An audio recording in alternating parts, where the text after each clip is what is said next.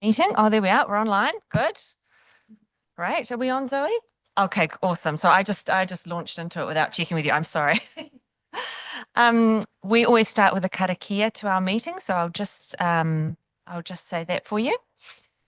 E te atua kaharawa, ho mai ki a mātou tikaha, ki te whai atu ina huarahi tika, mo tēnei hui I tēnei rā, tihei Māori ora. To the great creator, give us strength to follow the correct pathway for our meeting today. Blessing be to life. Right.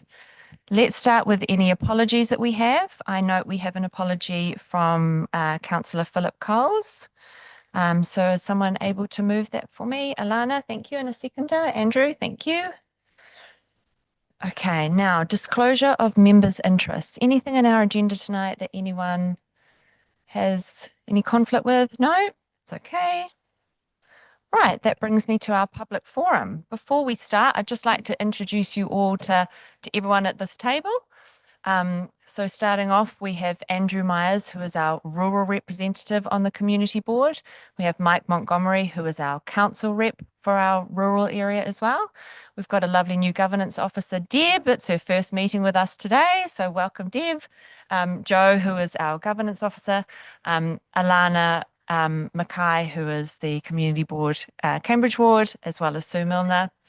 Brad Ward is council staff, and me, Jo Davies-Colley, as chairperson.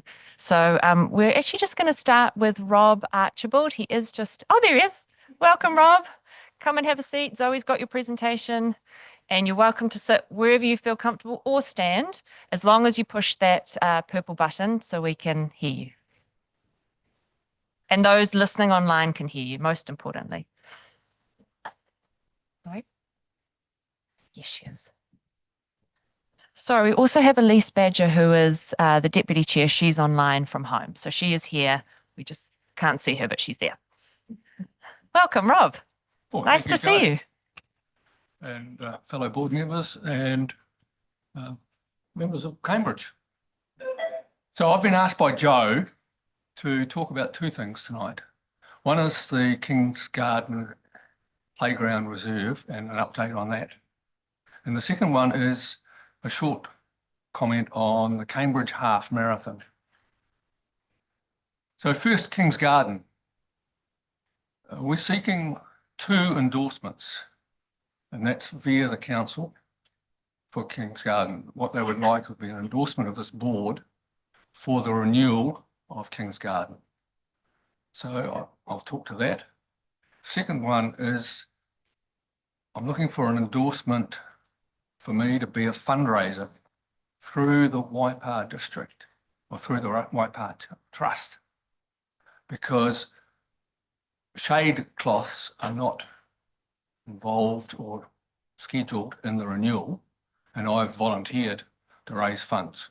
But that has to be transparent, and so I need an organisation in which to put it through, and so I'd like to be endorsed to put it through the Waipa Trust. So those are the 2 things that I'm looking for. So the King's Garden is on the cordon of Tulip and Carnation Court. And it really services the whole area between Swain Road, Taylor Street, the end of Madison, and around the expressway. So this is what it looks like.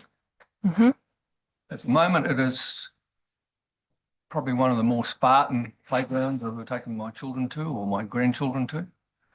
And the council have put it down for renewal.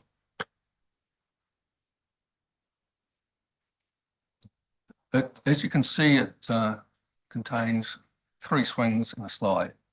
And the reason the council have put it down for a renewal is because you can see the wood chips there, and the slide is really not up to standard. So why does it need renewal? Well, in the area, there are now a lot more people. We see, because we live across the road, people come around the corner with children and prams, and there's another family using it, or there's another group using it. There is really not enough play equipment there for more than a couple of families. Mm. So what we've looked at and what we've done with the council is work with their staff, particularly Angela Matheson and Chrissy. They have been really helpful in terms of putting a plan together. So the plan is to look and maintain the swings that are currently there, but then to make some significant changes. So the significant changes are to put a rope way, a rope mesh, one of those vortex type arrangements, which will lead up to a slide which will cater for kids who can climb. But then there's also for much younger kids a much better surface.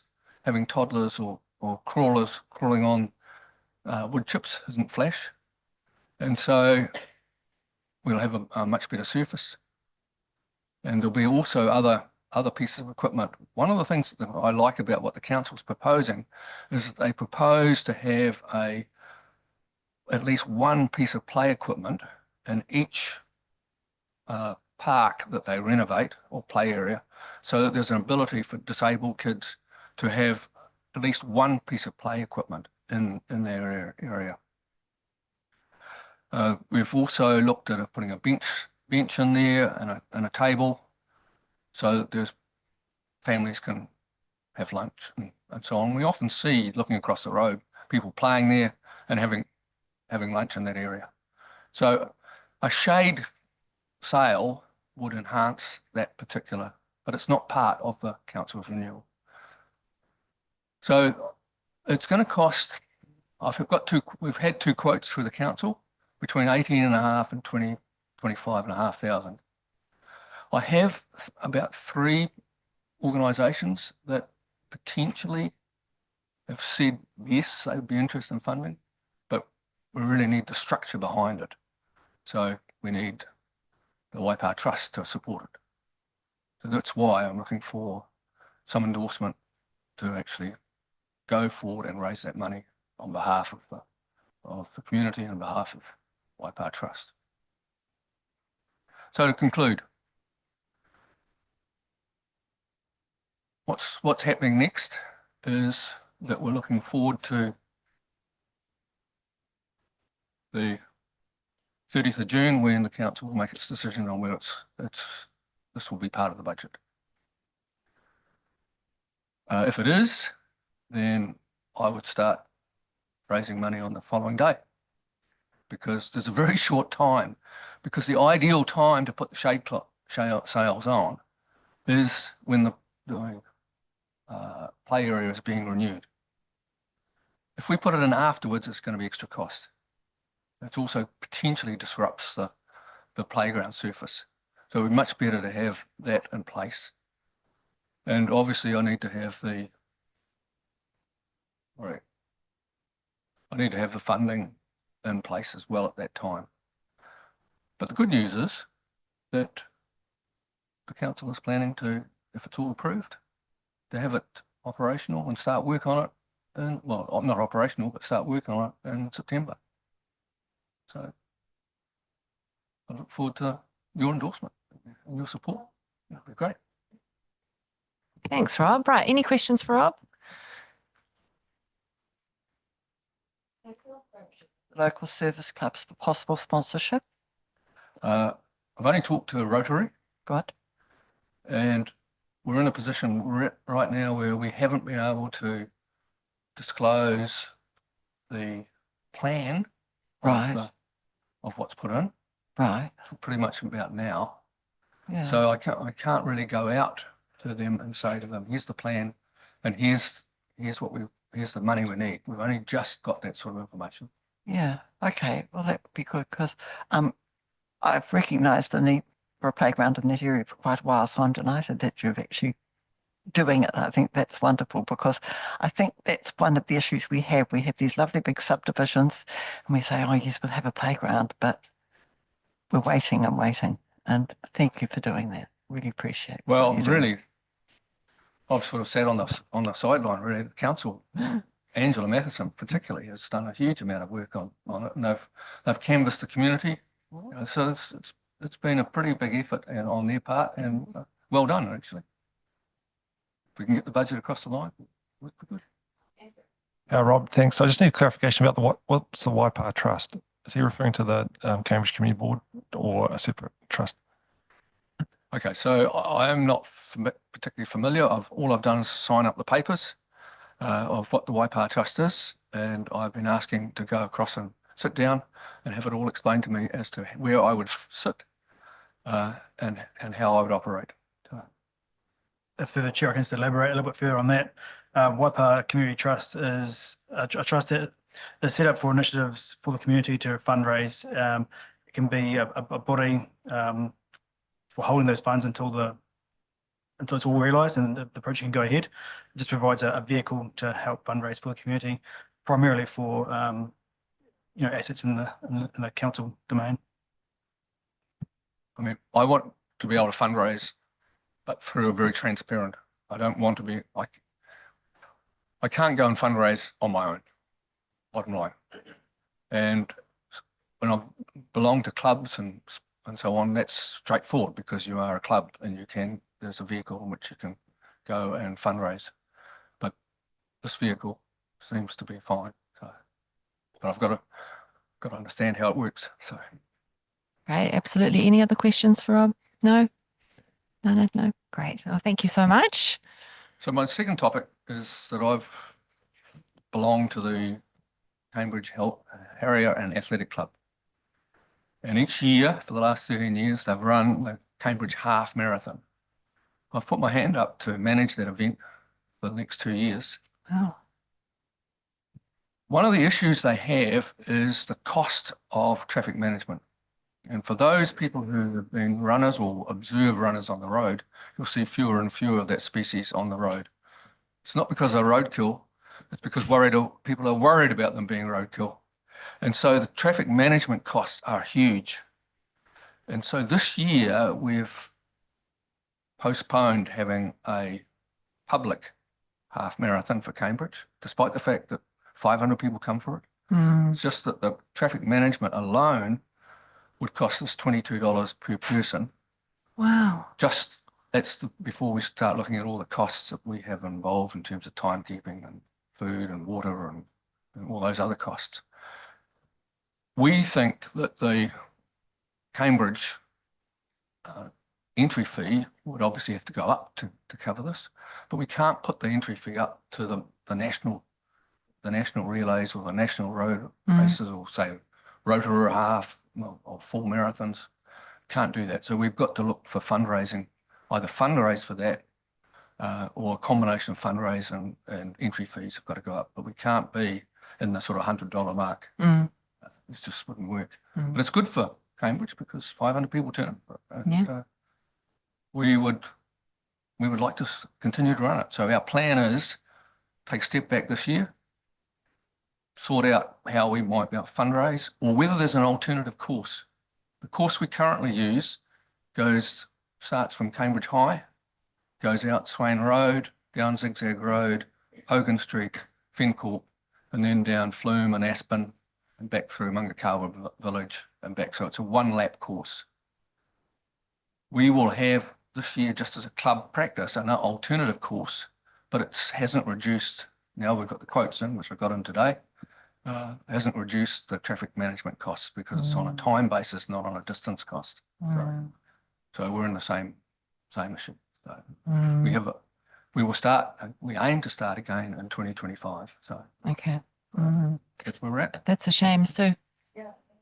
So how much does the traffic management plan cost?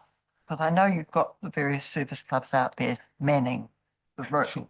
but So is we've the had plan- in the past, Lions man and some of the junctions, but the traffic management cost will cost us around 11,000 plus a plan on top of that One of the quotes is for something like $600 or $800 for the plan. That's, So we're looking for 12,000 or thereabouts. yeah, it's a huge amount of money, isn't it? It is. Yeah, because it's a very popular event. It is popular and it's good for Cambridge It's excellent. Yes. and it's a good course. Yeah, it is. Yes, I've walked it several times. My running colleagues say that it's flat enough and it's good enough, whereas Yeah. the courses I've put up as alternatives Yeah. have been hilly and they're not so keen on those. So, there is a cost and all this plan. Have you thought, I mean, obviously you're using Lions and Rotary already as, you know, people round the road. Have you approached them for funding? Okay, well, it's the reverse. They approach us for funding because they look to, this is a fundraiser for them. I realise it's a Yeah. fundraiser for them. Yeah, no, we haven't approached. Well, approached I'm them. just wondering whether you say, look, we've got this cost. Yeah. You know, we've got to put in a traffic management plan. I'm sure there are several members of Rotary who know all about. Yeah.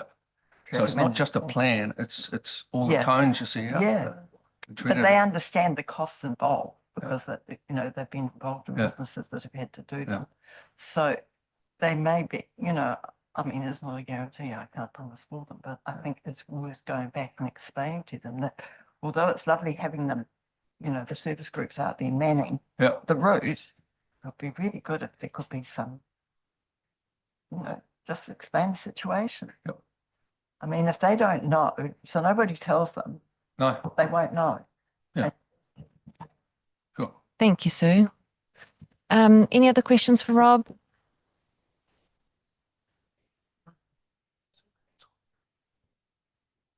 It is a great event for Cambridge, and yeah, it's a shame that it'll be going private. But really good you've had this forum to put those funding needs out there, and yeah, Thanks very much for the opportunity. absolutely. Yeah, I'm great. open to any ideas. Okay, we will certainly think about that. All right. Absolutely. Thanks, Rob. Thanks very much. Nice to see you. Thank you. Right, Brenda, welcome.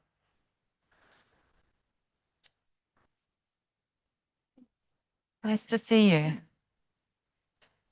Okay.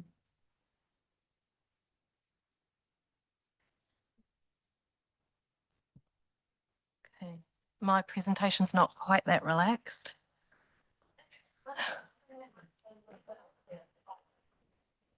Is that good? Yep. Thank you, Joe, for saying I can go a little over time because I have tried to condense things, but as always, I have a lot to say. I want to thank everyone who's here in support. I know you're not on video, but there are a lot of you. Thank you.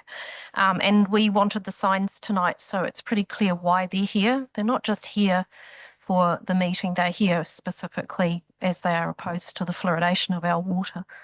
And before I start, I want to say that I'd like you to, I've got a lot to say, and not all of it is sunny, but the intent is good. The intent from us is good, and I hope you will take it in the spirit that it's intended. And I hope that I've presented it clearly. So, hi everyone, I'm Bren Farrell. I am here for the third time to ask Cambridge Community Board to advocate for the members of the community who do not want fluoride in their drinking water. The first time it was a plea for the board to act for those who do not want fluoride, and in particular for those who may not be able to make another choice for their water. The renters, the elderly, the unwell, those with limited financial resources. I asked for the community board to advocate for us. The second time the potential legal implications for council were outlined clearly, I asked the community board to advocate for us with council. Each time I come here, it is to represent those who do not want fluoride, and it is a request for help from those we elected to our community board. I readily admit that the navigation of council systems and rules can be confusing. The Cambridge Community Board seemed a logical place to start and publicly air the concerns of those from Cambridge who do not want fluoridation, particularly as the role of the community board is to act as an advocate for the community on council matters. Clearly, we do not belong to the camp of this as a Director General of Health / Ministry of Health issue. We believe this is a community issue as we are the ones directly affected by fluoridation. It is also a council and ratepayers issue as it will be council implementing the fluoridation and paying for ongoing costs. We have been acutely aware since the planned fluoridation of our water was announced that silence from the community could be misconstrued as consent to fluoridation. Now I am here again and I am asking for clarity from the board as to what it will take for you to help us. I believe I have made the human concerns and the legal concerns clear, and I know that you have been updated about the latest research on the negative effects of fluoride on health, and you have been provided references, and I trust you have all read the research. Yet Cambridge is still on track to follow the directive from the Ministry of Health and progress towards fluoridation of our drinking water, whether it is wanted or not and whether it is legal or not. And the council does not seem aware that a significant number of people in the community are opposed to the fluoridation. So today my question is, what will it take for our community board to advocate for those who do not want the fluoridation of our drinking water? It's that simple. That is the reason we are all here today. We do not want fluoride in our water, and we believe that in New Zealand, we still have the right to choose no fluoride legally and morally. We want to stop the fluoridation of our water, and we want your help to do that. This is a Cambridge community issue. It directly affects the people who live here, and we have been trying to respectfully communicate this for many, many months. At the Council Service and Delivery meeting in May, 2 comments of critical importance were made by councillors during the fluoride discussion. Comment 1. I'm surprised at the silence from the Cambridge community on this topic, to be fair. Comment 2. Cambridge, in my mind, and Te Awamutu have been reasonably silent on this. In response, these comments were made not at this community board, but at a council meeting, which seems to highlight a huge gap in council communication. We as a community have not been silent on this issue.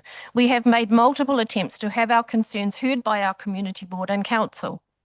Locally, we have been requesting advocacy on this issue at Cambridge Community Board, and Waipa-wide, the Te Awamutu Kiki Community Board has been voicing their concerns to the council around this issue. This issue affects the whole Waipa community. If it happens in Cambridge, it will happen in the rest of Waipa. At the March Community Board meeting, we asked those who oppose fluoride to come to the meeting and support me as I spoke. The room and the hall outside were packed with supporters. The chair opened the meeting by saying, "It's awesome to see you all here. This is for sure our record for attendees at a public forum." This information does not seem to have been communicated in any way to those in council making decisions around fluoride. Significant decisions around fluoride are being made, yet at least 2 councillors were not aware that there is ongoing opposition to the fluoridation of Cambridge water. At that meeting, there was a response to the fluoride issue from Cambridge Community Board that was read out, yet no mention was made that there had been a large turnout at the community meeting and that we have repeatedly asked for assistance at a community level. Our public opposition to fluoridation of Cambridge water began with a packed out room at the council meeting in Te Awamutu in August 2022. Since then, we have been working to get our voices heard, but it is now looking like it is our own council who are silencing us. We are fully aware that if the community is silent, it looks like consent. We have not been silent and we do not consent. I am aware that the Ministry of Health has told Council they will consider updated information on fluoride as it comes to hand. That information is now internationally available, yet the Ministry of Health are not considering it. We cannot sit and wait for the New Zealand Ministry of Health to catch up with the rest of the world while a neurotoxin is added to our water. I acknowledge and thank the councillors who are now voting in support of requests to, at the very least, find out what the community wants and make sure the fluoridation does not proceed based on outdated research. I also acknowledge and appreciate that the Cambridge Community Board has spent time discussing and considering this issue, including getting legal advice. However, you responded to our last request by telling us to ask Waipa District Council ourselves, and then you told us advocacy to central government was outside your purview. We didn't ask you to advocate to central government, we asked you to advocate to Waipa Council, which is what our community board is supposed to do. We understand there are many views on the issue of fluoride, but respectfully, we no longer understand why our community board will not advocate for us in any way. We do not understand why our community board does not even convey our concerns or our presence to wider council.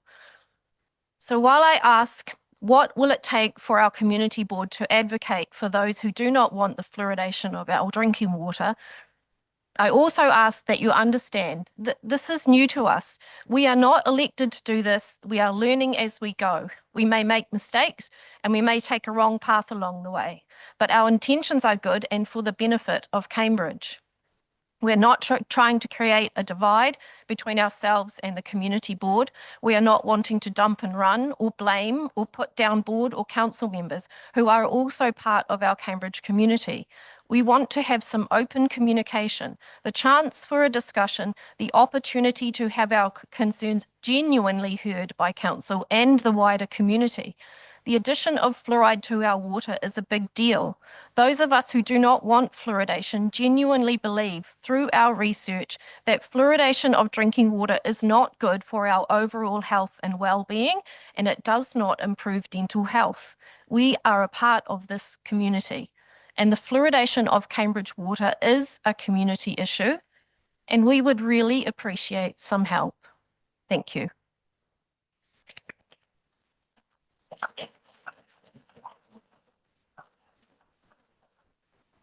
Thank you. Very well said. Right. Any board members that wish to ask Brenda a question? Andrew? Just in terms of your support, do you have any numbers or have you done any surveys or I guess that's information hard for about- us because to be really honest, we are not even able to get an online petition up running. It is such a contentious issue. And for some on reason, Facebook or anything they can do? we have a Facebook page. poll? We are blocked from all the local Facebook groups as soon as fluoride is mentioned. There's a few quite well-known ones, which personally I don't belong to, but Grapevine comes to mind. There's a few community groups. Fluoride is a very contentious issue. We know that, and it's very, very hard for us to get any traction. But having said that, that's why we're here asking tonight, because if we came back with 1,000 signatures, are you going to say, oh no, it's such a small amount? If we came back with 10,000, oh, but it's not everybody. We absolutely have no, communication back and forward that says to us at what point or what will it take for you to help us?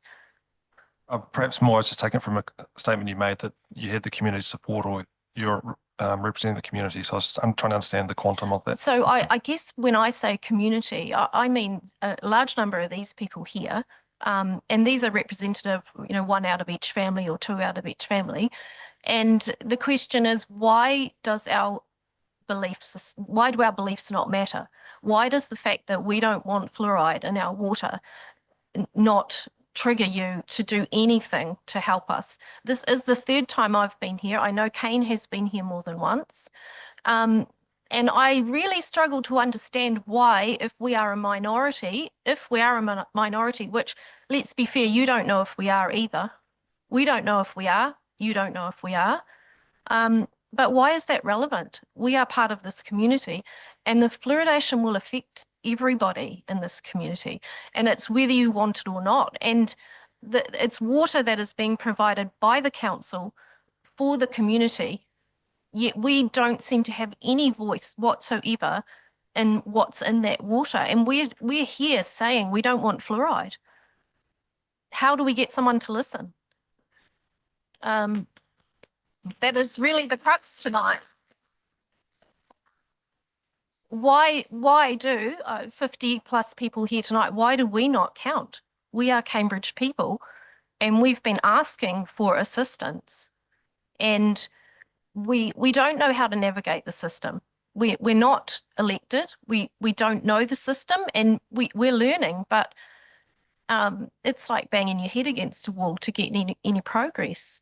Why is council ignoring that part of their community does not want fluoridation?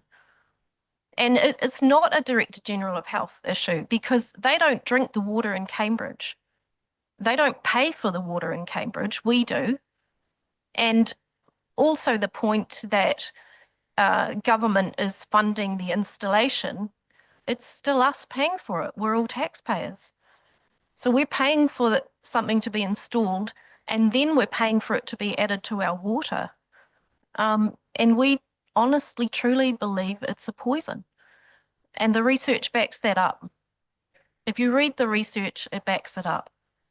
And yeah, I just do not understand why we are not able to get a voice in our community. Andrew? Like tonight, we are listening to you. I know that as a board, when we see that your presence on the street corner, on the internet, we do talk about that. I think, we are aware. I'm sure the council is aware of it. So in my mind, I kind of separate the issue of being listened to the other issues might being agreed or disagreeing there. That's separate, but Yeah. definitely being observed and listened, I would say that is happening, in my opinion. We are not getting any feedback though. We are being told it's not something we'll deal with. We are being told it's something that you should go and talk to council about. We are being told that Fluoride Free New Zealand should go and talk to the Director General. Those things are happening all over New Zealand. This is about Cambridge. This is about Waipa. And within our own community, we don't want it. And nobody will acknowledge that. That is not being acknowledged. You might be talking about it in your meetings, but you are not publicly acknowledging that. Mm. Well, I think it's very important for us to acknowledge to you tonight that we are listening to you, and you are very welcome here to speak to us. I think it's important that we clarify for you our position, and I know, Brenda, you know this because I emailed you when I emailed council, and that is that we really acknowledge that there are people in this community who have strong opinions, both against but also for the fluoridation of our town water supply. And we have heard from both of those sides in our public forum, and we continue to welcome people to do that. The Ministry of Health continues to support community fluoridation as a safe and effective and cost-effective way of. I'm just stating their position. Their position is that. The right term, but really the situation we're in. Can I just finish what I was saying, which is because of that, the community board feel that the advocacy has to reach the appropriate level. And we believe that appropriate level is central government, in the first instance, Louise Upston. Now, I know that's not a position that you will like. It is a position that as a board we are very comfortable with at this stage. We are keeping up with everything that is being sent to us. We are present at those council meetings. We are listening. And as things continue, we're always listening and very open-minded. But that is where we are sitting right now. So for us, it's, I don't know the right term, but basically what we're hearing back from council is that Cambridge is silent. And that was reflected in those two quotes. That was the last service and delivery meeting. So that's See, I wouldn't agree with that though. Situation, but the councillors are saying it, and they're saying it at the meetings. So therefore, there's a gap in communication. And where we're at is that if it's being said that we're silent, then the decision will continue to fluoridate because they believe that nobody has a problem with it. We're saying we have a problem with it, but our voice is not getting there. It has to start here in our community to say we don't want it, we have a problem with it. But it's not even getting as far as the councillors. And you might say that that's being talked about behind the scenes or in the meetings, but publicly that is not what's being said, because at that meeting, that was said, Cambridge is silent, Te Awamutu is silent. And we don't believe that's true. We have tried to voice our concerns. I understand where you say it's not your job to advocate to central government, but you haven't even advocated to Waipa Council for us. And that is the first step. And that's what we've been asking for. You said some of your community members might like to do that, but we asked you to do it, and we truly believe that is your role. it doesn't mean you agree with us, but the fact that we're saying we have a problem hasn't been communicated. I mean, I wrote to the Service Delivery Committee and CC'd you in on that, saying about, that we had heard from the community and that this was our position. And this is, so they have been updated. I wouldn't agree with the councillor that made those comments that the community has been silent. I feel like we have heard. There are 2 councillors who said the same thing at that meeting, and there was nobody in disagreement with what they said. From a person who's not involved in council, it looks like games to me. And I don't mean to be rude, but I don't know how the system works. But for me, that's very clear that there's a gap. If we're saying something to you and councillors who we asked you to advocate to don't know that we are concerned, then there's a gap. There's a problem in the system. There's a problem with the communication flow, and we are being ignored. That's how we feel. It might be our perception, but there's a little bit of evidence there coming out through the meetings that the councillors don't seem to know that we have a problem with fluoride. Andrew. I watched that same service delivery meeting, and I'm sure there was some people that were of the opposing opinion. There were definitely some that stated, as you said, but there were others in the other, I believe. Anyway, last week we held a Cambridge Community Board hosted rural tour event at Mangatautari Hall.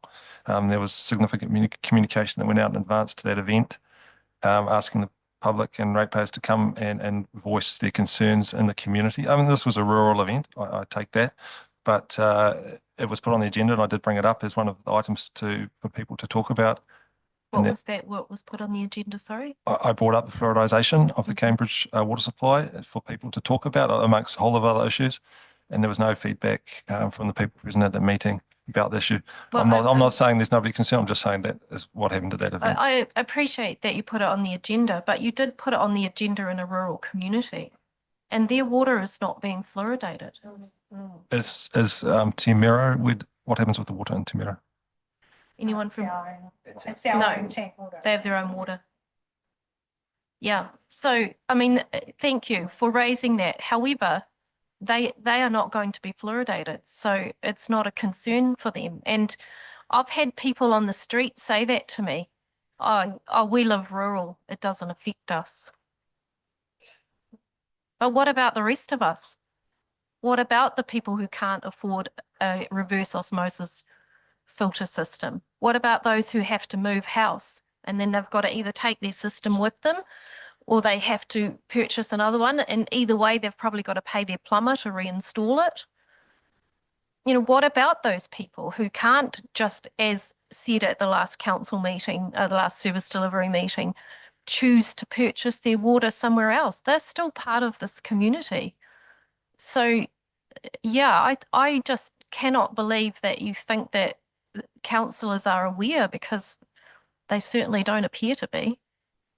And yes, I know not everyone agrees with us, but we are a part of this community. Well, I'm very happy to write to the councillors again and include you and let them know. I mean, I know a lot of them do watch our meetings, but I'm very happy to write to them again and let them know that you've been, and some of the thoughts that you brought up.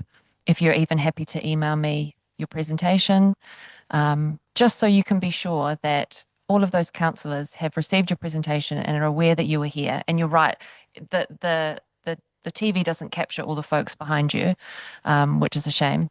But I'm very happy to do that, so you can at least be reassured that that is happening. We will be doing the same. We have tried 3 times here, and we need some traction. We don't want to wait for the government to spend taxpayers' money, and we don't want to wait for the fluoride to be added to our water. So although we would honestly, genuinely really appreciate the communication and some support from the community board, but we're all here because we know that it's going to take more than that. But this was our first step, and we're not about to give up, because we don't want to drink the fluoride. We don't want to shower in it. We don't want it on our gardens. So, this is a very important issue for us. Okay. I've got Elise Badger at home just with her hand up for a question. Elise? Kia ora. Thank you, Joe. Thank you, Bren, for your presentation. Can you hear me okay? Just to clarify that. Yes, we can. Yeah, very articulate presentation as always, Bren. Appreciate you coming. I thought I would just maybe illuminate a little bit how we as a board came to our position that we hold collectively, and want to acknowledge that we haven't reached that conclusion lightly, and we've really, it's a difficult one. We acknowledge it's really difficult, a difficult topic, and we have talked with council staff and talked with our councillors around what the process would be and what influence indeed Waipa District Council has on this matter. And I guess the reason we as a board have said it needs to be at central government is because we feel like those layers of influence, even for us, are somewhat limited. So we have definitely communicated with our councillors and with staff that there is concern about this, but we feel like we've reached kind of the limit of how we can influence the outcome because it comes from central government. All that to say, that's been part of how we've landed at this level, but we continue to understand your concerns and we'll continue to discuss how we can properly represent our community on this issue. So it is complicated, and the reason we've landed here is because of perhaps the different levels of advocacy. So yeah, we hear you, and we will continue as a board to discuss and make sure, as Joe said, we're open-minded about this and how we can make sure your voice is indeed heard by the various levels. Whether or not that gets the outcomes you want, we can't promise that. You know, we can certainly not be outcome driven on that, but yeah, it's a live issue, I guess, is my point. But thank you again for coming. Thanks, Elise. Thank you. Any other questions or comments to Bren, Alana, Sue? No? Mike, Andrew? Okay. All right, Brenda. I thank you again for coming. It was lovely to see you. And thank you all as well. You're always welcome to come back anytime and speak with us. And you're welcome to stay on for the rest of our meeting, of course. Thank you. Thanks, Brenda.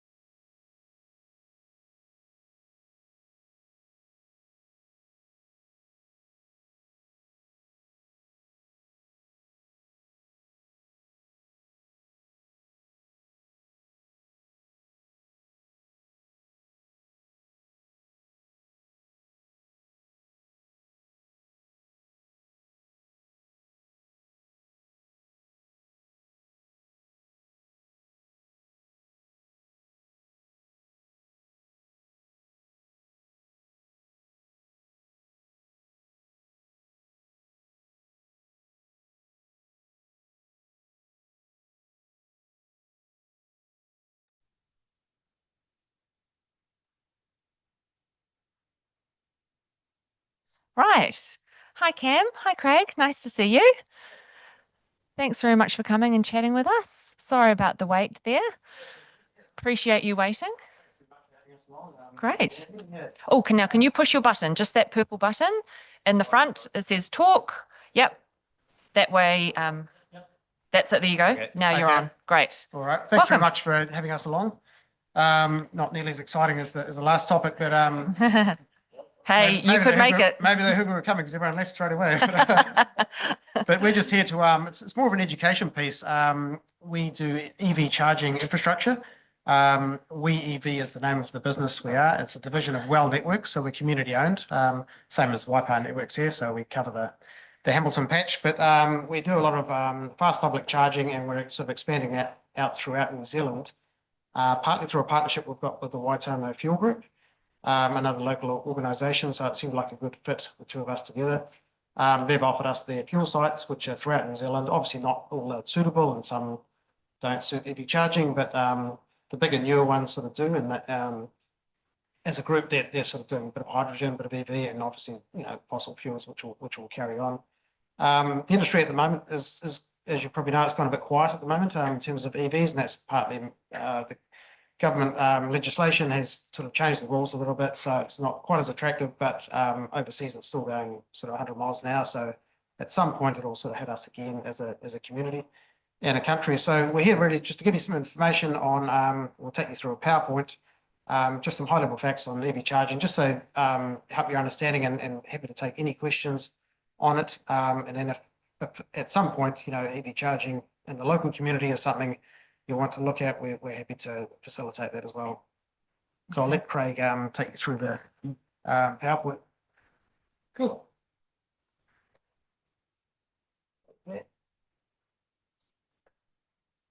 Cool. Okay. I'm just going to give you a quick rundown on DC public charging, installation requirements. So really, what we're looking for when we're looking at EV charging sites, and then just give you some behaviours and research coming out of ECA's reports recently of what EV drivers are kind of after as far as charging sites go.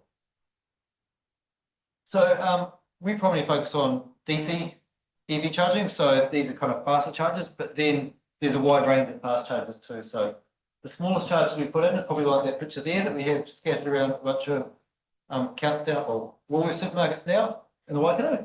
So these are 25, 30 kilowatt chargers. So they give vehicles range of about 120, 160 kilometers per hour. So really good when you kind of, sit in a location for maybe an hour, 1 to 2 hours, kind of go up near about that kind of 50 to 60 kilowatt charges. They get, 250, 300 Ks an hour. So, great when you're there for kind of half an hour to an hour of parking. And then, you get the real fast charges, mainly what we're looking at Waitomo supermarkets. You really go in there, you're there for kind of 10 to 20 minutes at the most, you're in, you're out. They suit the service station experience much more than kind of, the inner town centre experience. So, not probably what we're focusing on those ones as much. And they do require a lot of power for those sites. So, a lot of kind of infrastructure to support those. What we look at, so when we're putting EV chargers in, we need an agreement with landowners. So normally when we're talking in kind of town centres, we're interacting a lot with councils, looking at car park sites, car park access, getting the vehicles in there is very important. So getting forward reverse parking in, parallel parking is difficult. Also angle parking doesn't work at all because a lot of vehicles have their charging points on the rear. So then you end up with a situation where someone's trying to back into an angle park, which is quite an unsafe situation on the road there. 24/7 access is always really important. Along with that, there is kind of the lighting and security to go with that. So, if there's existing car parks, normally a lot of that already does exist in that situation, but if not, we will put in extra lighting in car parks. And then, network connection, that's electricity. So, for us, if we're near to existing infrastructure, it can significantly reduce the cost of putting that in, and it, saves unnecessary upgrades. So we always try to look for, if there's existing infrastructure we can use, we will go for that. And probably the last one is just signage. Make sure that people know it's out there, know where to get. And a lot of it's even just, from the entrance to the start of town or in the direction of the car park to what part of the car park it is. So, if you've got a large car parking area with a couple hundred car parks, is, okay, which corner of the car park is it? And to get in there. This is some of the research coming out of ECA. I think this one here came out last year, which is about the most recent stuff that's kind of coming out. You know, kind of highlights there is, you know, public charges are probably used for long distance travel. People don't use them, not use as much for locals because it's always going to be 2 or 3 times the cost of charging at home. So if you've got a charger at home, you're likely to do that. So, you know, if you've got chargers here, I'd expect to be much highly utilised by people that are passing through, coming from Auckland, maybe on the way to Taupo or something, stop here for a break, for a coffee, lunch, something like that, charge up and hit the road again. Yeah, you know, when they use them, long weekends away, holiday trips, leisure trips, you know, by far the most. It's not the kind of the short trips around town. It's not the local visits. So kind of who we're targeting as far as charging infrastructure goes.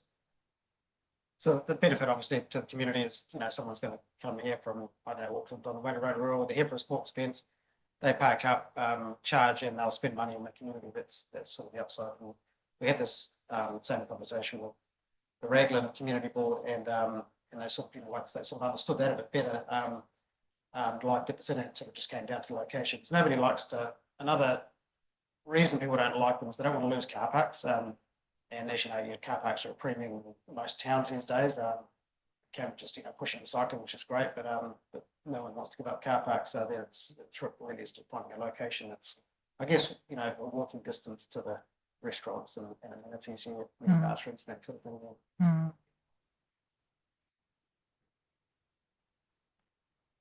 So I suppose, you know, how do long people staying, where do they do it? You know, shows first of all, they're normally planned stops. They're not spontaneous. People, when they're driving an EV over a long distance, they want to know where they can stop, and they plan that in advance. You know, average stopping kind of 20 to 39 minutes. Obviously, it's very dependent on your charger size. If you have a big fast charger, they'll be much smaller. The kind of the smaller ones we saw, they stop for longer. And it's really finding that kind of fit for purpose of, you know, to suit how long people are stopping a location to what kind of power charge you want. Because you don't want to have a real big fast charger and you're going to have lunch for an hour because your vehicle's full in 10, 15 minutes, you're going to have to go back and move it. You know, you want something that kind of the charging speed matches up with how long you're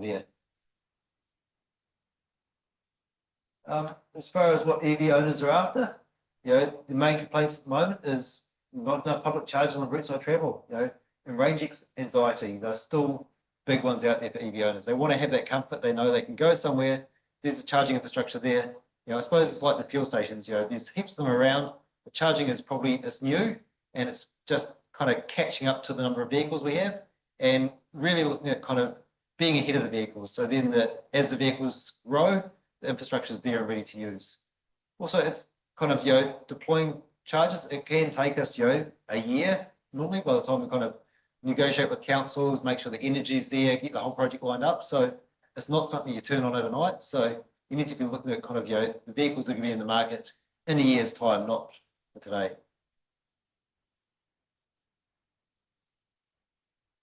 I suppose, I think this is our last one here. It's just, you know, what people are looking for and, you know, what they're after when they're charging, you know. Some of the big improvements they're looking for is, you know, toilets, facilities, shelters, security, safety, and big ones. You know, and what they want to do when they're charging, you know, top of the list, eat and drink. So, you know, if it's somewhere where there's cafes, food outlets, you know, anytime you're there for, you know, if you're there for 10, 15 minutes, grab takeaway coffee, hit the road again. If you're there for an hour, grab lunch, you know, sit down in a cafe in town. You know, that's what you're going to look at that, you know. Toilet facilities, you know, they exist in town here. Go shopping, close to populations, parks, Wi-Fi, you know, public facilities. It's all, you know, it's not like a fuel station where you're there for 2 or 3 minutes, you fuel your car, you're standing up, you drive away again, you know, you are there for a certain amount of time, so you want to be doing something. So if these facilities are available, people will choose to charge here rather than another location with nothing available. Yeah, so I think that's about what we're here. So happy to take questions or. Great. Questions for Craig? Andrew? You know, I understand all the reasons why it's good possibly for the community, but what's in it for, well, networks in terms of, yeah, just be transparent about what's your drivers to be here. So it's part of a greater network for us. So, you know, so we've got our charges. We're trying to grow it out. So, you know, it is an income for us, you know, and I suppose, you know, Well has a very different look over assets to most companies, Joe. We look at assets over a 10, 20-year lifespan, not, look at making money in 2 or 3 years, which, it makes it very hard for a lot of businesses to get into because it's not an industry that pays back, and it works very closely to our network knowledge and infrastructure. So, we're looking at deploying these things to reduce the impact on the electricity networks. How can we do this smarter? How can we use existing assets? How can we support it? We're looking at sites at the moment, how we can support it with batteries, so we reduce that network connection size. So, it's making sure New Zealand has smart charging infrastructure and available when users need it. Yeah, there's no doubt there's hopefully a commercial game at some point, but it's it's a long way away, which is why we've sort of got the capital that we can sort of take it as a long-term view, which is why it's not a lot of players in the market, because not everyone can do it, I guess. Are you actively looking for sites in Cambridge now, or is this just a sort of FYI in case we thought it was a good idea? Yeah, we've sort of we keep an eye on all sites that we sort of around the place. We're not sort of pushing sort of hard. And for transparency, I guess we've talked to places like the Velodrome, and they're interested, but it's it's very, like Craig said, it's a very slow sort of process, and they're sort of getting their head around it as well, and they're looking at any changes they might do out there and incorporating it into that, but it could be a little while away, yeah. But we're certainly happy to look at a site if you've got a site you're going to suggest or anything like that at some stage. But we haven't identified a site saying, hey, this would be perfect yet. Yeah, I think am I right in saying did Tesla present to you guys at some point? Yeah, okay. Looking at doing a really big one. Yes. It was a 10 bay or something. Yep. And they were on public street, so on road reserve. Yeah, So okay. yeah. Yep. But it's kind of gone away as far as I know. It hasn't come to anything. They've shut down their division, so they're not deploying any new public charging sites. They're out of the market completely in terms of new stuff, yeah. So Yeah, as Spencer, Tesla has approached us, and I'm sure more will in the future, right? Yep. And why should we, or what's serving our interests? Why should we look at you guys? Yeah, good question. I guess community owned is a big factor. Neighbouring council for want of a better word, versus I guess your sort of charge net model is they're obviously the biggest player, probably 80% of the market. A lot of the ownership's offshore, so yeah, that's the big one. We've primarily got started to sort of protect our own network. If everyone had an EV tomorrow, massive costs for network upgrades for us, but it would be the same for Waipa networks. So we started off in our own patch. That was the reason. And we're now doing residential installs as well as part of that, and commercial with the chargers out here. Well, that's a job we did for the local, for your council. So that would be the reason. Yeah, thank you. That's good to understand. Yep. I've just got Elise at home with a question too. Elise? Sorry, I'm the faceless voice at the moment. Hey, I just had something I've noticed of EV chargers around town is they're often in premium park locations. Now, I understand we have to, you're sacrificing car parks, that's fine. But an example would be our local pool facility. The EV charging parks are closer to the door. So you have an accessible park and then you have the 2 EV charger parks. And in my mind, that kind of preferential treatment of EV charging seems a little bit unfair if it's located near a service, because that person might charge their car while they use the service, but why do they get the preference to the close to the door car parks? So my question is, how do you make that decision if you are putting an EV charger by a service or by a supermarket? How do you make the decision about its proximity to the front door? Yeah, it's nothing to do with preferential parks. It's really it'll come down to cost and its distance to the main switchboard. That's the only reason it's closer. So, and when if you're putting one there and it's saying, hey, this is going to cost you this much here, it's going to cost you $50,000 more 50 meters away, then everyone's going to go for the closer one. That's the reason, but it doesn't have to be there.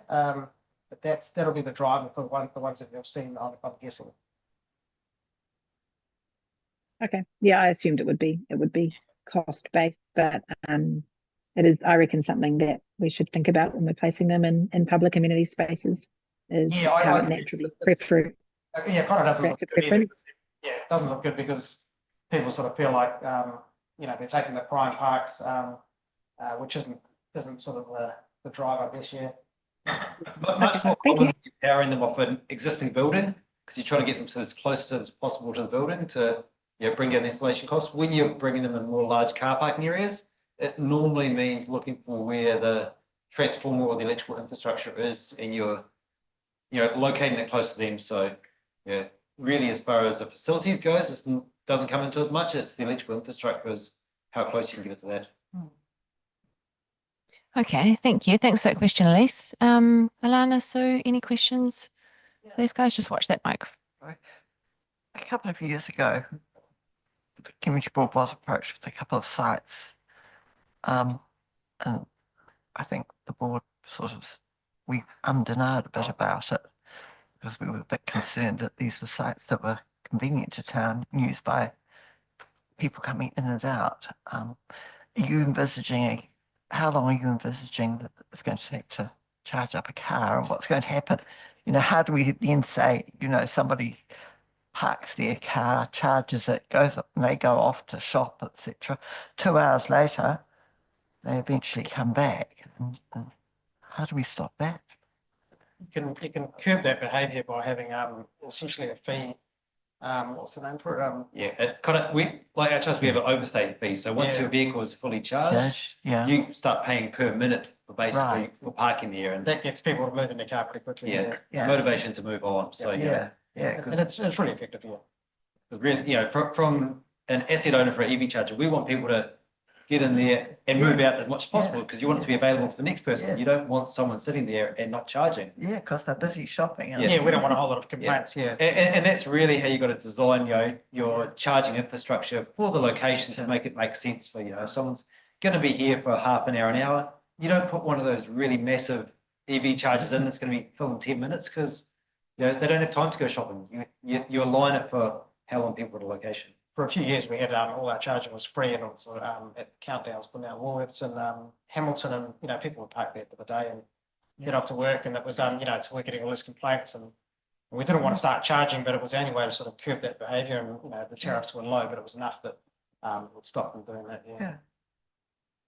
Okay, good question, Sue. Thank you. I don't think there's any further questions. So thanks so much, guys, for coming along. That was really interesting, and good to hear what's happening in that space, and keep that in our minds. So thank you very much. Excellent. Appreciate that. Thank Thanks, you. Jared. Thanks very much. Yep. Thanks for coming. Good evening. Okay, that ends our public forum. Right, let's confirm our previous minutes. So we're just confirming that the minutes of the meeting held on the 22nd of May, thanks, Zoe, as circulated with the agenda, is a true and correct record of proceedings. I'm happy to move that. Have a seconder for that, please, Alana. All in favour? Great. Okay. Right. That brings us to Joe's report on the Lukinwa and Bahoro delegation. Degation, it says here. Apologies. That's for all that. right. It's not a worry. This report is really, this is the approach to the Lukinwa delegation in April 2025 is very similar, or is exactly the same type of process as you have approved for the Bahoro one, which is later this year. And it's giving authority to the Mayor and the Chair of the Cambridge Community Board to establish a process and select people for the delegation to Lukinwa in 2025 and to finalise the details of the trip. And it's also just in terms of, they were also looking at that recommendation, Board Member Mackay has not been part of that, won't be part of the selection panel for the Bahoro delegation, so that's removing her from there. Has anyone got any questions about the report? Everyone's happy? The only thing I did think of was, particularly for the Bahoro one, that the Bahoro area is actually an agricultural area, and I think I'd just like to see some kind of importance put on perhaps people from the farming community or the rural community being put there because being, suitable candidates, I think, because it would be really good. And we all know that the Bufahora farmers have been down here to field days. So I just think we should just make that sort of, if we can encourage, I don't know. Alana, do you want to reply to Sue about that? Yes, so I believe that has been part of the criteria that Susan and Joe have used when assessing those applications. And we do have some strong candidates along those lines, as well as education, which is a focus. So the only other thing that I was wondering if we could up the approximately 10 candidates to approximately 14, if that's possible. That's the number that they had looked to bring to Cambridge last year. I did talk to Jean-Philippe last week. He didn't give me any real guidance on numbers, but if that's a number that they were looking to bring here, I would imagine that that's something they would be accepting of going there. And I guess just checking that Joe and Susan are happy with the process that went with Pahoro and whether there's anything that they want to tweak, but I guess they can do that amongst themselves. No, we were very happy with the process. It was a very considered and process, and it worked really well. The two of us, looking at it from different perspectives, but using those criteria and guidelines. So I'm happy to carry on that process.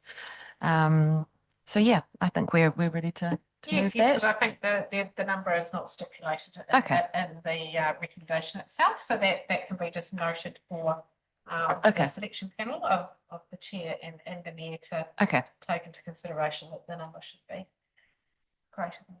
Okay. Yep. Okay, so let's just, I'm happy to move that the Cambridge Community Board receives Joe's report and delegates authority to Ms. Susan O'Regan and myself to establish a process and select people for the delegation to Le Quinoa in 2025, and that we amend that resolution past 17th of April 2024 by removing board member Alana as a representative to establish the process, candidates, and a final details of the 2024 Pahoro delegation.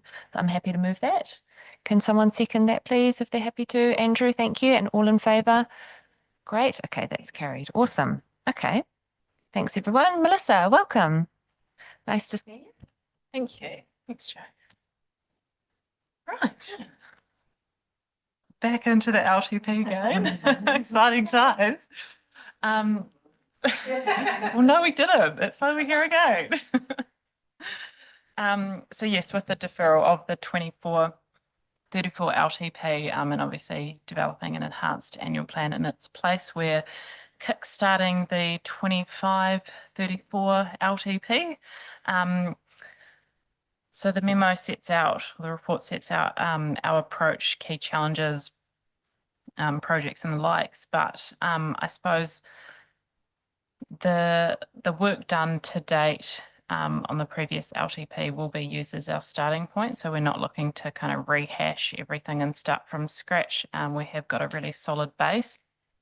I suppose the key points of interest in this report for the Cambridge Community Board will be around the key projects and obviously your involvement as a board. So no doubt you'll be pleased to see that the Cambridge Library will form part of the discussion, and we've identified it as one of the significant projects that we'll need to really have a robust discussion on as part of this LTP and see where we might be able to fit it in. But notwithstanding, we do still have financial constraints, and this is one of many rather large and costly projects that need to be considered for this 9-year plan. Just moving down into the role of the community board. So I will be attending your meetings, if that's what you wish, to provide you ongoing updates on how the project is progressing, at least through until the end of the year, and I expect it will continue on a little bit into the new year as well. And yourself, Joe, and the deputy will be invited to each of the elected member workshops where obviously a lot more of the robust discussions take place. So yeah, happy to take feedback and questions. Great, thank you.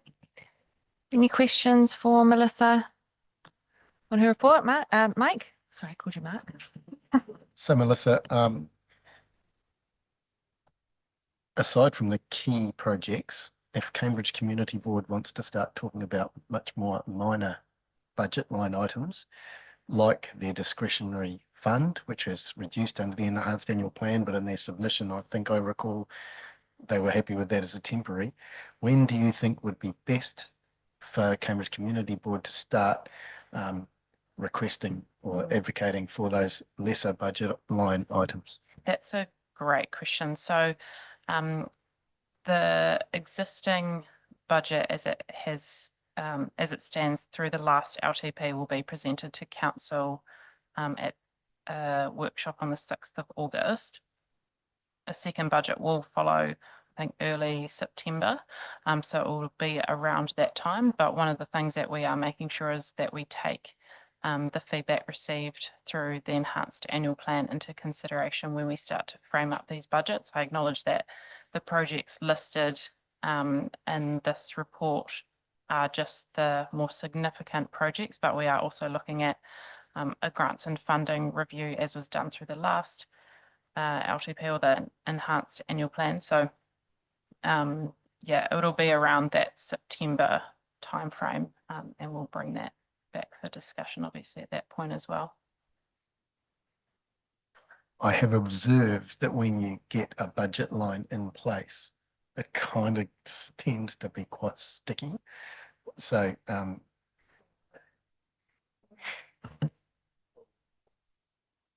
Good advice, as always. Okay, Andrew? I'm a little bit new to this process, so I've just got some questions that might be easily answered. So the rates rise this year for our ratepayers was significant. Up to what's been planned to date through the enhanced annual plan, how far ahead is the rates set currently before you go to the long-term plan? Does that make any sense? So is long-term plan that's setting the rates ranges for the next 9 years as part of its work? Through this project, yep. So this one is a 9-year budget. So we'll set what we anticipate to be the rates increases over those full 9 years. Obviously we have interim reviews of that in line with, our costs, inflation, interest rates, so on and so forth. Any additional projects that might be included, they would be minor at that point through the annual plan. So we do still do an annual review, but they are set for the full 9 years, or we project that that's kind of what they are. So just reading a list of key challenges for the LTP, I mean, it's probably covered there, but for me and people that talk to me, perhaps appetite for rate increases or scale the rates is a key challenge for them. Absolutely hear that, and the last rates increase was significant. I guess if you've been observing what's been said in the media, we're not alone, and this may very well not be the last of it, just sort of the sentiment of what has been shared in the media. But obviously we do have a process that we need to go through to set those rates for the next 9 years, and we are in a really financially challenging position.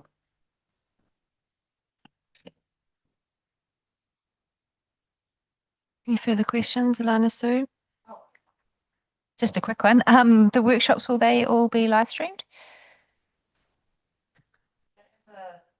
As a starting position, we will make our open workshops live streamed. There may very well be some discussions that are held in a public excluded environment, but our starting position, well, maybe not even that this time around. We do assess it on a case-by-case basis, but I think council will be tending towards a stronger position in the open, having workshops in the open environment this time around.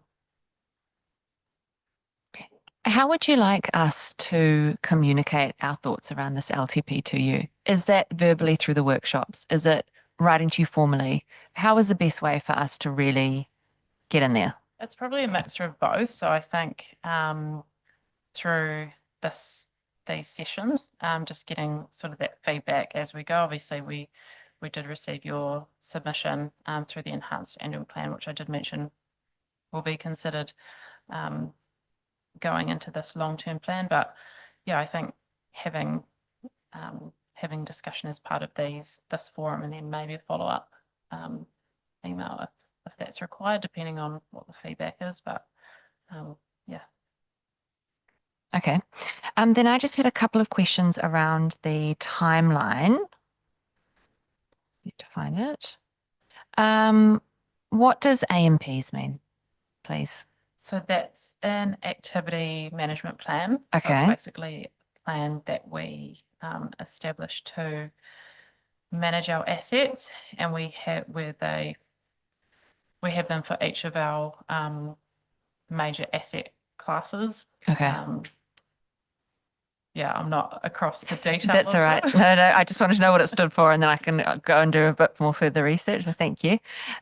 Also, this might be a question perhaps for Lisa and her team, just around the consultation period. I don't know if that on here is showing 4 weeks, but I was just thinking about Cambridge Connections and if that part of that is in the LTP and kind of what we saw happening last time where the community kind of didn't really feel like there was enough time for them to kind of really, so I guess we would be hoping that process would be as not as long as possible, but just as the community needs it to be, so they can fully understand, and react as necessary. Yeah, so 1 month is what's required Okay. under the legislation for that. So that's obviously sets our minimum. Mm-hmm. I think it would depend on what topics would be consulting on over that Okay. time. That's something that we would take into consideration, but notwithstanding, this is a project that follows very tight timeframes typically. And there are other factors at play, such as our audit. If we take longer at that stage in the process, it means that things like our consultation might be constrained or not quite as long as what we would hope. But yeah, 4 week or 1 month is the minimum. Okay. No, that's good.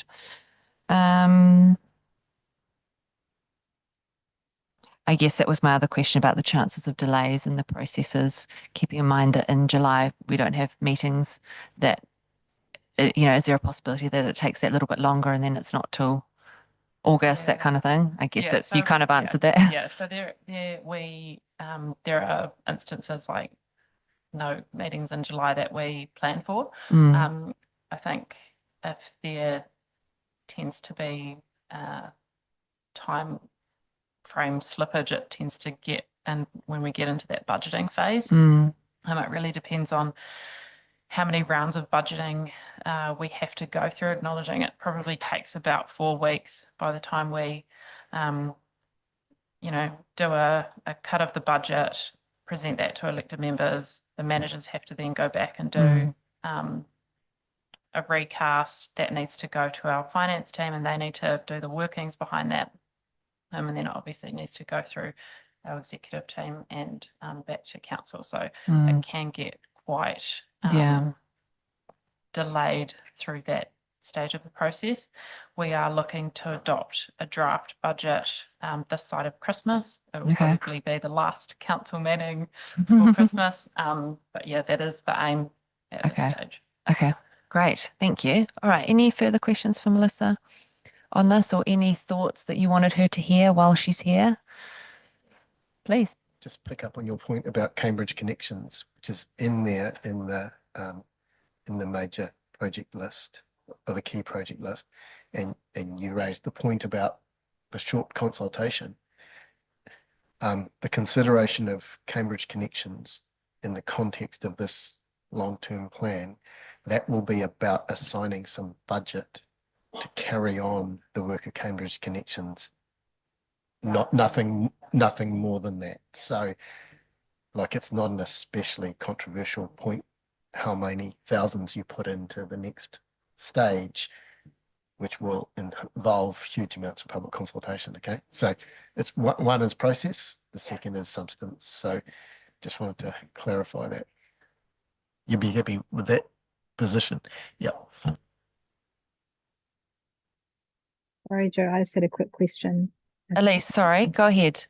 Okay. No, it's tricky when you're online. I just had a question about if you could flesh out for me the comment around how Ahuaki progress made against Ahuaki and the anchor institution framework. I'm sorry, I don't know what the anchor institution framework is also likely to impact the LTP. That's just in the report. Yeah, that's a really good question. So anchor institutions is something that we're looking at implementing throughout the organisation. It's not necessarily a project in itself, but it's more about how we work, and it's about council becoming an anchor or a significant employer, and the role that we play in our community. So yeah, I'm sorry, I'm not across the details, but it's making sure that in the context of the LTP, it's making sure that we're giving effect to the approach of an anchor institution. Similarly with Ahuaki, obviously we haven't adopted Ahuaki as a strategy yet, but what we're doing when we're going through the business case stage of the process is we need to make sure that what we are proposing to put in this long-term plan is not anything that's in conflict to Ahuaki or the draft or the stage that it's currently at. We don't anticipate it to change too much, but acknowledging that we do still have to go through the formal round of consultation on that. And just further to the Ahuaki and long-term plan process, will eventually Ahuaki kind of inform LTPs? Will, when we're putting forward suggestions for projects in the LTP, will that really need to be justifiable through that strategic plan? Absolutely. So even through this long-term plan,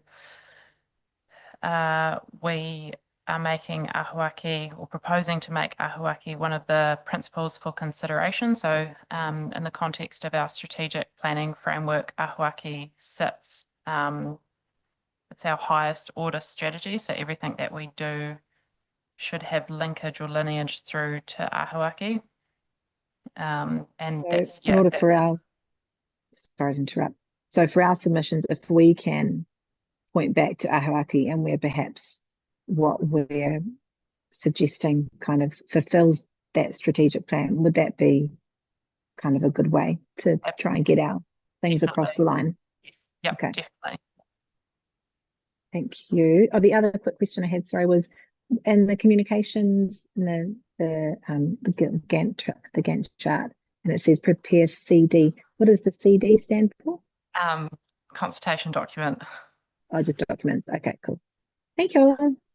That was a good question. Thanks, Elise. I've actually asked Melissa if in some of the documentation there can be like a little glossary, because sometimes some of these terms for these folks are pretty normal, but for us are a little bit unusual. So Totally, I have requested that in the community documentation as well, because I think that's really good. And great question about Ahuaki.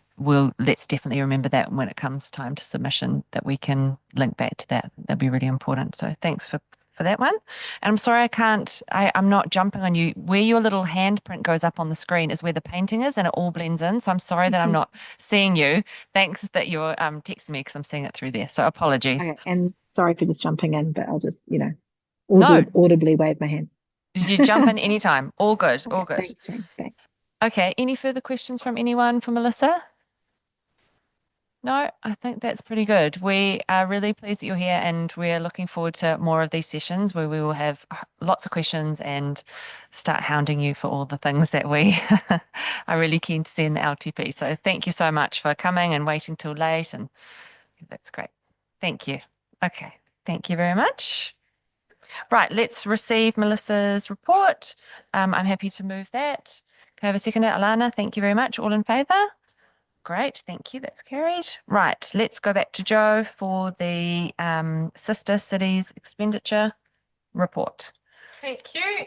This is just a little bit of a wrap-up report, really end of the financial year, and with all the costs now through for the various things that we've funded from the sister cities budget with the delegations, and also included in those recommendations there is you have Bastille Day coming up. So there's $250 allocation in there, which actually comes out of that money that you'd set aside, 453.70 for community engagement, which we haven't spent any of this year so far. Any questions on that? No, I think that's fine. Yeah, very much. Okay, all right. So we will receive Joe's report, allocate the 250 for Bastille Day. When is that, Alana? 14th of July. Okay. And approve the, do I have to read them all out? No. Okay. Okay. Okay, perfect. Return of funds. Can someone move that for me, Sue? And I'll second that. And all in favour? Great, thank you. Right, Community Board Conference report. This is back to Joe again. Thank you. So up in August this year, there is the Community Board Conference in Wellington. Just in terms of the training budget that we have, we've got sufficient funds for one person to attend the conference. So the purpose of this report here today is to request a nomination and get that passed and through so we can arrange the bookings. Okay, I'd like to nominate Alana to go because she is the perfect person to attend this conference if she is so willing. But very happy to have any other nominations that anyone has. No? Okay. Do you accept this nomination? Thank you. Yes, I would be happy to go if everyone is in agreement. I just wanted to clarify. So this is separate from our budget? Yes. Oh. Yes. It's a training board budget help for the Cambridge Community Board, yeah. Okay, right. So let's receive Joe's report and then let's approve Alana Mackay to attend the New Zealand Community Boards Conference in Wellington. I'll move that. Can I have someone second? Mike was in there first. Perfect. And all in favour? Aye, great. Okay. Right, Treasury report. Back to you again. So just included is the Treasury report. That Sister Cities one will be tidied up for the next financial year with all those returns, and just highlighting in there you've also got your discretionary funds accounts. Yes, so any questions on the Treasury report? No, that's all good. Go on. Okay. Let's receive Nada's report. I'll move that. Can someone second? Alana again, thank you. All in favour? Great. Okay. The chairperson's report, as you would have seen, is just our feedback, our Cambridge Connections feedback that I wanted circulated publicly through our agenda. So I'm happy to move my report. Someone can second. Andrew will, thank you. All in favour? Thank you. Okay. Right. Board meetings reports. I'll start. Obviously, I've been to the LTP workshop, which was really good. And as they go on, will be more and more kind of in depth and yeah, hope to really just communicate clearly our wants there for that LTP. Yes. Yep. And yeah, very good to be included there. And obviously the Bahora application process that I've been doing with Mayor Susan, which has been really good. To your point, Sue, before we really applied a strong lens of agriculture and education to our applicants. And we have ended up with a good group that I think is a pretty strong group. And I think that's pretty much, yeah, that's pretty much me. Let's go around this way. We'll go to you next, Alana. Thank you. Yep, it's been a busy month. So the site visit at the wastewater treatment plant, which was really good. Possibly not something that's on the radar in general for the community, but a really exciting project and great the connection there with mana whenua and the partnership really I think is quite outstanding there and delivering good outcomes for all. So looking forward to seeing that project continue to develop through to 26, I think, is when they're hoping to have it all open and going. I had a few Lukinwa meetings. I'm sure Andrew will cover the rural tour. Auto meetings. I had thought that maybe sister cities might be a little bit quieter this year, but not so much. There was an LGNZ Zoom regarding sovereign citizens, which was quite interesting. I believe that there's a link available if anyone would like to watch that. Have had some meetings with the chair of Global Cities New Zealand and Deputy Mayor Liz about the forum that's going to be held at Don Roland Centre in November. So that's Friday, 8th of November, open to council, community boards, anyone from the public as well that has an interest in the Sister Cities space. Turns out I'm also now going to be doing most of the planning for that. So yeah, working on a program for that at the moment. Yeah, I think that's it. Thank you. Sue? Push that line. The Tree Trust, once again, is continuing to do amazing work in the town. And they're really pleased to be able to have that reserve opposite your place. And yes, a gate was always intended. Yeah, this was something they really wanted to do. And it was the naming of the that little reserve. And this is sort of to mark somebody who did an awful lot of work for the Tree Trust. And so they felt it was important to do this. So great bunch of people. And this week they were having, I was invited, but I wasn't able to go. They were having their annual lunch out at Lake Karapiro. They go out there, they do the garden around the building that they're having, having the lunch. And so that they are amazing and, you know, always looking to see what else they can be doing. And I think they've got a really good relationship with our garden staff, our parks and garden people. They work very hard on that. And I think we are very fortunate to have them because it really does make a difference in this town. And social services, I didn't get to the meeting this week, but you know, from the previous time, there are issues with hardship in the community. And that is something that we have to be very aware of, that it's not easy for everybody. And they are stepping up, which is brilliant that they are doing such a lot. You know, just quietly just getting on with it. I think that's pretty amazing. So, yeah, and I shall be getting on to the FBGs who are about to start their knitting project for the year. And 2 years ago, they knitted blankets galore. Them. And this time, I think I'm going to put them on to doing children's jerseys. Oh, great. Because I've got there is a lady in the community who, for some reason, just likes to buy lots of wool. And she said to me a couple of weeks ago, she said, I've got a whole pile of wool for you. And I went, oh, right. So I think we're going to be doing jerseys. Oh, good. Oh, they're a good bunch. Brad, did you have a comment that you wanted to make? I was just going to supplement what Sue said there. For your information, really good hunting day with the Tree Trust and our parks team up around Lakewood, both alongside each other, and really valuable for our team to get alongside them, but I think also for the Tree Trust to meet some of the faces of our team as well. And yeah, we've got a great relationship with the Tree Trust. James, our arborist planner, also Mike, in charge of the Cambridge Parks team here. Really strong partnership. So really good to have this support. Thanks, Brad. Andrew? It was 2 weeks ago, we had the first rural tour event at Mangatautari Hall. It was attended probably by 15 people, I would say, from the community, plus most of the community board, which was really good. I think the session ran well, as Joe reported, and was largely constructive. Some of the issues brought forward, I'll just have to summarise those for everyone.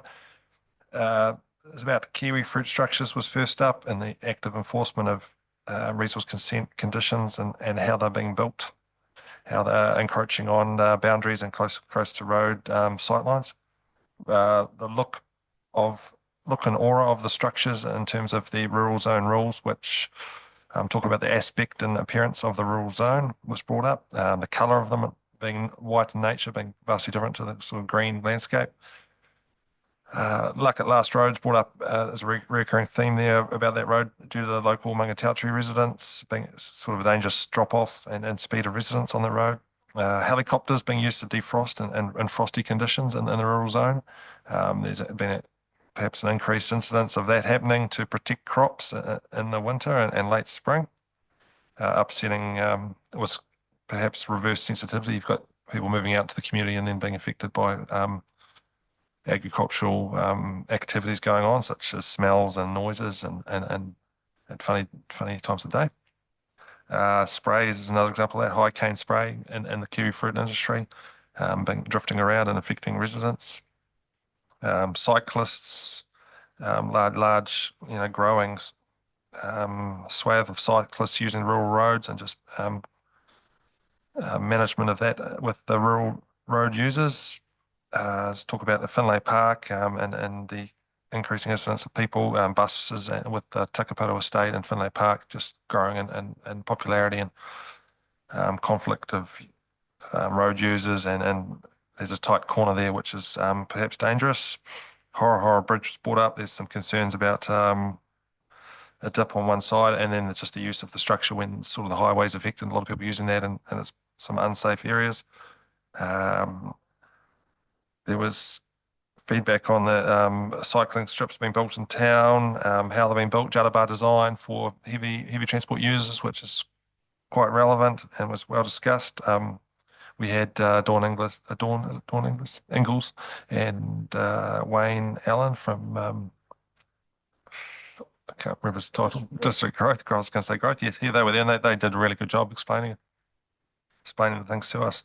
We also, as I said, we threw out a lot of ideas for the people there to consider and provide comment on, including annual plans, Cambridge connections, land use change, fluoridation, and the change of the CEO and the rate increases. So I think it was productive and well thought group. There is the following meeting is at Tamera Hall tomorrow night, 4 to 6 p.m. I have been contacting the groups to sort of re-energise communications, and we'll ask maybe that goes out on the council that goes back out on antenna maybe tomorrow for that. Besides that event, the Safer Cambridge Trust, the AGM is tomorrow night at the same time as the Royal Tour, so I won't be there, which is a pity, but they've got an AGM and a meeting at the same time.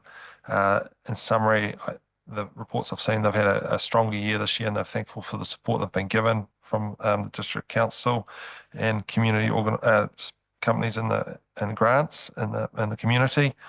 What else can I say about them? They're still reporting similar things about the gates being left unlocked at Leamington Hautapu, and so hopefully it was in the Brad and your colleague came along to the last meeting, which was really, really helpful, I think, for the trust to understand how that works, and the funding was going to be approved for some automatic gates in those locations. The staff at the Safer Cambridge Trust, Eileen and Kathy, they're staying on, and there's a budget to keep them on, which has been a challenge in the past, so that's really good. Joe, I just might mention that Murray Reid, who came to speak to us in the past, has invited Joe and I to a meeting on Friday, I think probably to talk about Cambridge connections and just throw some ideas around, so be interested in attending that. Listening to the community's views there. That's all, thank you. Yeah, and great job organising that rural tour too, that you did really, really well there, and hoping tomorrow will be another really good night. Could be even busier. Tamera's often, very well attended. So I hope so. yeah. Great, Mike. Right.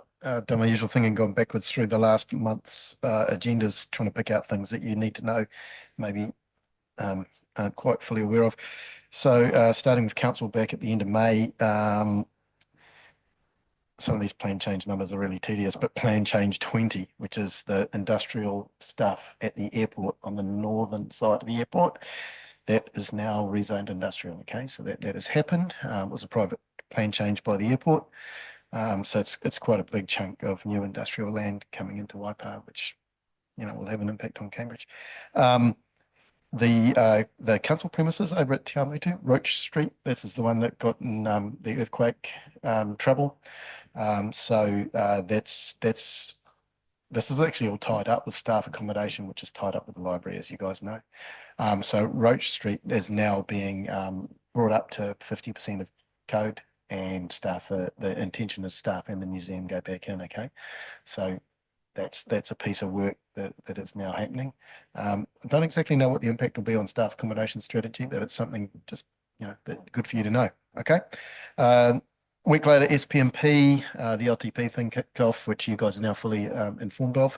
And yeah, this community board's getting pretty smart about LTPs now, so totally encourage you to be really active in that. The crop protection stuff, Andrew, that was being dealt with in another plan change called Plan Change 30. It's now being pulled out to be a separate consideration and plan change all of its own, okay? Because of the complexity and so on of the matter, they didn't want it just going through as an omnibus plan change, okay? So that's particularly for the rural guys, but that's what's happening. And I think it's only just starting, so I don't exactly know where that'll take a little while, but it's its own plan change. So yeah, rural people, keep an eye on that. Finance and corporate, there was nothing in there. There was one PX item, which was Mangatautari Ecological Island Trust. I won't say anything about what was there, but you guys have all obviously read the newspaper article. They were pretty frank about their financial position, okay?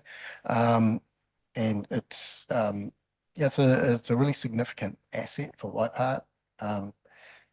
Cambridge, maybe especially. I always think it's one of the world-class things in Waipa is that slightly flies under the radar, but you know, they have publicly said that they're in financial tight spot. So keep it on your radar. Yeah. And if you have any feelings or anything about it, I'd encourage you to express them or to engage with MEIT. They're kind of looking to sort of re-engage with the community to a certain extent, I think, as well. Okay. Then most recent meeting is service delivery. The two things I wanted to talk about here, the Cambridge Connections feedback was received, okay? And the next steps are set out, which is basically an analysis of the feedback, completion of the program business case, which is just this overarching business case on the Waka Kotahi NZTA template to get them to co-fund a project. So it's an umbrella piece of work saying, yeah, Cambridge needs some work done, basically. Okay, it's making your case for investment in Cambridge. So that's the next steps there, and it kind of feeds into what we were talking about earlier in the LTP, that it's a significant budget line there, how we go with that. Now, Cambridge Community Board obviously has done a magnificent job of getting itself right in the centre of Cambridge Connections. I'm sure I don't need to tell you not to let it drop off your radar. You'll be there. So the you know, how this program business case plays out, and then how the subsequent piece of work is designed, the process of it, I think you guys should be all over. Okay. And you know, your comments and feedback and stuff will be very valuable there. Okay, especially the position you have sort of achieved or found yourself in with the community. Okay. So I keep going there. Finally, local water done well. This is, you know, new government, 3 waters out, local water done well come in.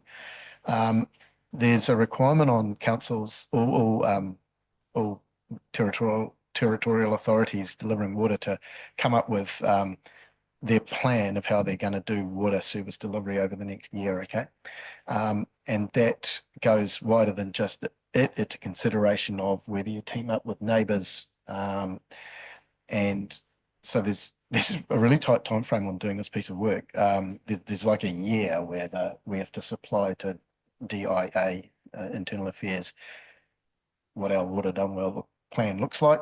At the same time as Waipa doing that, there's a regional piece of work under CoLab. CoLab is this multi-council sort of thing where everyone funds a bit, and CoLab's this organisation that is leading this piece of work that's called Waikato Water Done Well, and it's what it might aggregation options might look like. Okay, it's potentially quite an important sort of piece of work for Cambridge Community Board. You know, this got really, really controversial, and the Three Waters got really controversial. So, you know, potentially it could again as well. So that's kicking off. We've put in place a governance group to oversee the piece of work, and I'm on it. Okay, so I'll keep you informed how that's going. Yeah, that's me. Any questions? That was a great summary. Thank you for that. Very comprehensive. Yeah. Any questions for Mike on any of that? No. Thanks, Mike. That was good. Oh, Andrew, sorry. Just sorry, go back to the Cambridge Connections discussion in council. Was it yesterday? Just can you wrap up what was? It wasn't a discussion, but it was an agenda item to formally receive the feedback. Okay, there was a huge amount of feedback, some 800 pages of it. It had been summarized by staff into sort of thematic areas and stuff. So there was nothing more than that. It was just a formal, it was end of time period, a formal receiving of the feedback. The project group are going to carry on. Okay. So, yeah, it feeds into that program business case. Then probably the most interesting bit of this, I think. Mike, just put your mic on. The most interesting bit going forward will be what comes next, okay? And I've said that a couple of times in here, and that's what I'm alluding to. What comes next, the next step in the process is what we need to design well, okay? That all makes sense to me. I'm just wary of what the people in the community are they aware of the process? Are we telling them that this has happened? Somebody told me because they knew I was on the community board, but I don't think the community know that this has happened. Perhaps it was a full public agenda item. It was following the next steps. Council's been very clear with the next steps, right since the point, you know, where we took the bridge location off the table. The next steps have been consistent ever since that point, and we're just working our way through the next steps. So yeah, there was no more discussion than that, really. Okay, but what comes next is important, and that's what we need to work out.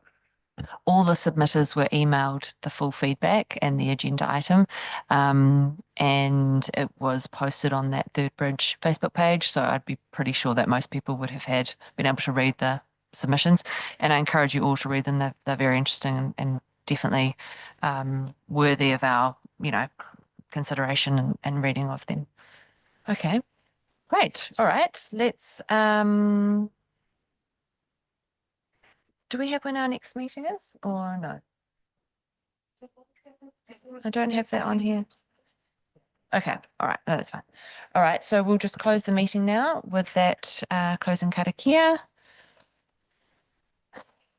Right. Tipo hihiri, tipo rarama, tipo o ti whakaro, tipo o ti tangata, tipo o ti aroha, ko ene nā po. I here nei I a tātou, mauri ora ki a tātou, homie huie tā kie. May clarity be yours, may understanding be yours through reflection, through personal endeavour, through respect. These are the virtues that bind us as one. May we be filled with well-being, join, gather, unite. Thank you, everyone. That closes our June Community Board meeting, and we'll all be back together in August.